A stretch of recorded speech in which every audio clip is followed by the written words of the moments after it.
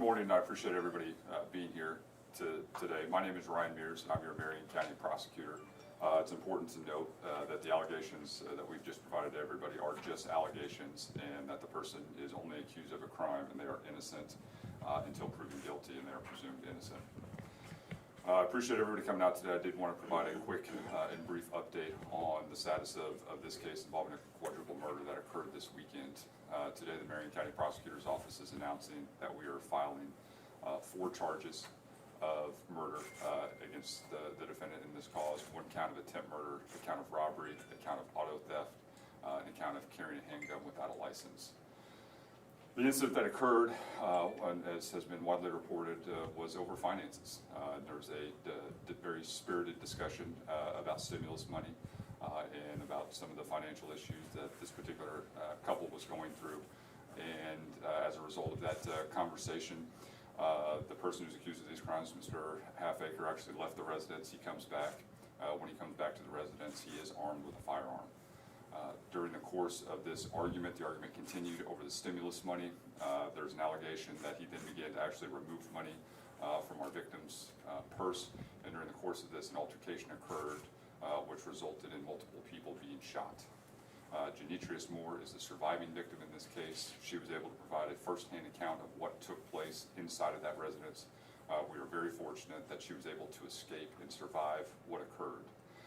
There was a 911 call placed at 8:18 that night. Officers were dispatched to the scene. Emergency personnel arrived on scene, and when they took Ms. Moore, when emergency personnel encountered Ms. Moore, she was conscious and alert. She was then transported to a nearby hospital, and she arrived at that hospital at 8:35 p.m. Shortly thereafter, she provided a statement, a more complete statement about what occurred, and provided IMPD officers a brief synopsis of everything that she and her family had just endured, and she had indicated that there were additional victims as a result of this crime. IMPD officers then were able to respond and locate the residence. It did take a little bit of time before they were able to find the residence, and then there was a significant delay before the officers actually made entry into the residence where the shooting occurred. At 9:14 p.m., the officers then did make entry into the residence where they located 4 additional victims. A very intense manhunt occurred to try to locate and track down the individual who was believed to be responsible for this incident, and he was located the very next day. When he was taken into custody, he was able to provide a statement to the police where he recounted his version of events, which are outlined in the probable cause affidavit, and upon reviewing all of that information, we decided that the charges that I just mentioned were appropriate. At this time, I'll take any questions. Any consideration for talk about the death penalty in this case at all? So it qualifies for the death penalty, and there are 3 potential factors which would make this death penalty eligible. The first is that we have multiple victims in a single incident. The second is that there's a robbery that took place during the course of this incident. And the third and final factor is that there's a child who lost their life as a result of this. In this particular case, the child was 7 years of age. As always, the most important thing is making sure that you have that conversation with the victim and the victim's family to make sure that they understand the procedural process that's involved in a death penalty case, and also get their thoughts and feelings on that.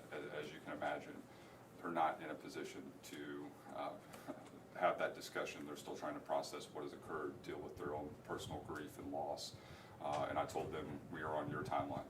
When you're comfortable having that conversation and discussion, we're more than happy to have that conversation with you. But I want to make sure they're in a position, and I want to make sure they're ready. So the death penalty could be a possibility? Yes, because of this particular situation, the death penalty is statutory. This type of case is statutorily eligible for a death penalty filing. As a prosecutor, how does Ryan Mears feel about that? Well, it breaks your heart. I think the toughest thing for me is I have a 4- and a 6-year-old at home, and I think about a 7-year-old losing their life, and I think everybody asks the same question about the 7-year-old: why? She didn't have anything to do with the stimulus check. She didn't have anything to do with the money, and she lost her life. And if that doesn't break your heart, I don't know what will. And I think about all the kids who are in that class with this young child, and they've lost a classmate. And I can't even imagine the amount of grief that that family is going through, that the kids in her class are going through. And, you know, the adults in this case and the adults in this situation, they don't have good answers for what happened either. And so I just think about what everybody is going through and just the enormous human cost and human toll in this case. It's not just the people who lost lives, it's not just the family, it's this neighborhood, it's these schools, it's this entire community for a very senseless act of violence. And it's not only frustrating, but how many, you know, young people do we have to see lose their life? It's just incredibly difficult to have to process that scene, to look at those photographs and see what those people had to go through. You know, this is a really tough one. Ryan, what does it tell you that the fact that the last month or so we had like basically 2 mass murders here in the city of Indianapolis and almost like 10 people killed out of the 52 murders so far? Well, and they're all family related, and there's a very close connection between people involved, and I think it underscores the greater problem, the greater issue of domestic violence in our community that's exacerbated right now because people are more isolated, people are spending more time together, but what is a constant disagreement that many people have? It's over money, and there's a lot of people who are in tight situations right now financially, and those conversations about money only exacerbate those tensions. I'm certainly not trying to talk about this case specifically or excuse anyone's behavior, but you know, I think the biggest thing for people who are involved in domestic violence relationships, who are in relationships that are unhealthy, people need to know that they can still reach out, that there is help, that there are resources available to them, and they need to take advantage of it. To everybody who's a neighbor or a friend of someone who's going through a difficult situation, please be that person, not only that takes the phone call to help that person get through difficult times, but also be that person that helps them get the type of help that they need. There are resources that are out there. Let's try to take advantage of those resources because this all goes back to domestic violence situations and people resorting to violence to resolve domestic disputes. And it's not only this case. The same night that this happened, we had another domestic homicide that occurred that we also filed charges on today. And so it's all of us collectively in the community need to make sure that we're taking steps to help people address those issues. Can we get a confirmation today if you believe that you'll be filing death penalty for either this case or the case of Adams Street for either of those suspects? Well, Adams Street, I cannot file the death penalty because the individual in that case is not of age. So that's not a possibility. In this case, again, it's a conversation with the family, and when the family's ready to have that conversation, we'll talk. Ryan, can you give us some insight into Malik Halfacre's criminal history, and then specifically, if you've had a chance to review the case, how the allegation that he shot up Demetrius's car in the spring of 2020 never came to fruition, and what was his status? I mean, was he in any sort of a probation violation, anything like that? No, he wasn't on probation at the time. He does have one prior conviction. There were certainly allegations of domestic abuse that had occurred in the past. And, you know, I think it kind of underscores what we just talked about in the conversation that we just had about the importance of encouraging people to reach out and to take advantage of the resources that are there, and encouraging people to come forward with information about what occurred. But as you looked at his criminal history, and of course I looked at, and there's a lot of people that have a worse, more recent criminal history than he did. But is there anything you saw in his criminal history, or the fact that he probably didn't attend his anger management meetings, that kind of led to this point? Look, we can't predict the future, and I'm not exactly sure where you're going with that question. You look at the criminal history, and the criminal history speaks for itself. He has one prior conviction.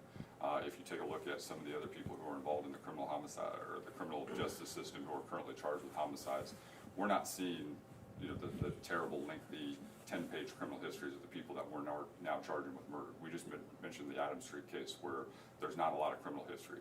And so for whatever reason, for first offenses or second offenses, we're seeing some pretty significant crimes. As far as you know, has the suspect Malik expressed any remorse? He did provide a statement information to IMPD detectives after this took place.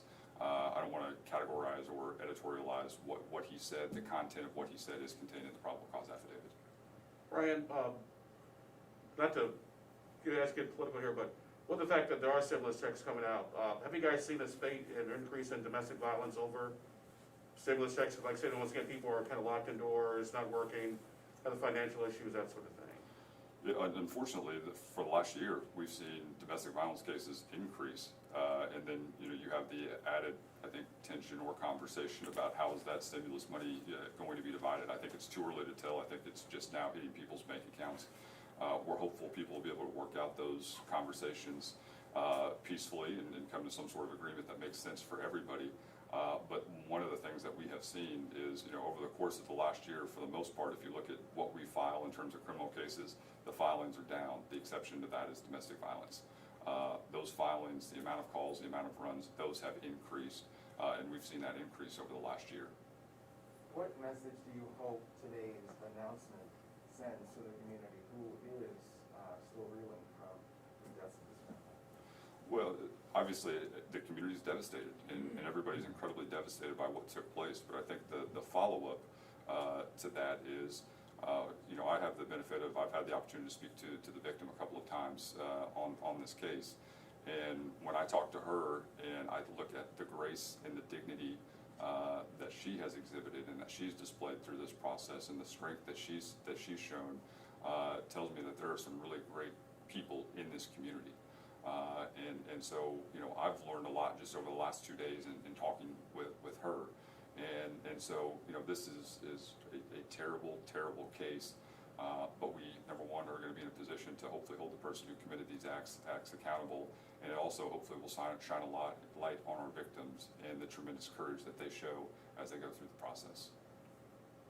Ryan, in reading the probable cause, talking to the investigators, looking through the chronology of how things A, B, C, D, all the way through this, and you spoke about the disturbing fact that a 7-year-old lost her life. But as you read through that, what really stands out to you about the most outrageous or the most craven thing about what was going on either with him or in that house and the way he carried that out?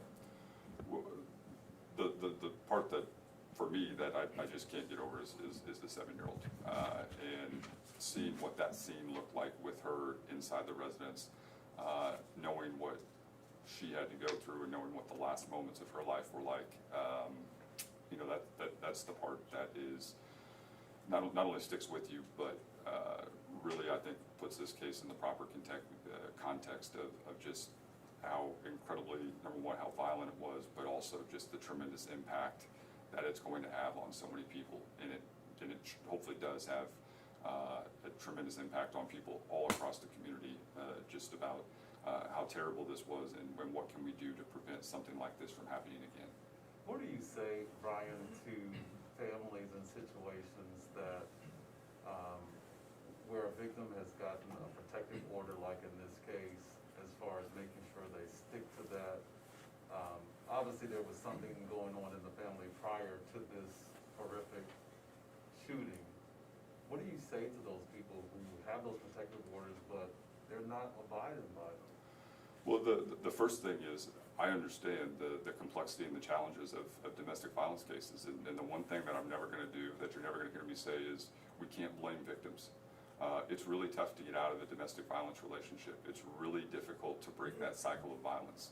And so all of us in the community need to understand it might not happen the first time, and we have to have patience, and we have to continue to offer support to those individuals. And when they feel that they're in a position to break free, we need to make sure that they have the resources to do that. I think the one thing we can do a better job, though, is let them know that they're not alone and that there are resources to help them.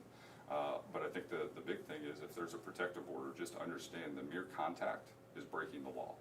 The mere conversation, the mere presence is a crime when there's a protective order in place. And so even if the person who's involved in the relationship doesn't necessarily want to call the police at that point, if you know there's a protective order, if you're a friend, if you're a neighbor, and you know there's contact in person in particular, immediately call the police, because it is a crime. Okay. One thing I did just want to add, I did have a chance to talk to the family. There is a number of GoFundMe accounts out there which are inaccurate and are not going to the family. I did just want to note that we're going to provide a link to the GoFundMe account that the family has specifically provided to us. It will go to Janitrius and her family. And so if you guys could pass that along, I'd also appreciate that, because certainly that money needs to go to those individuals.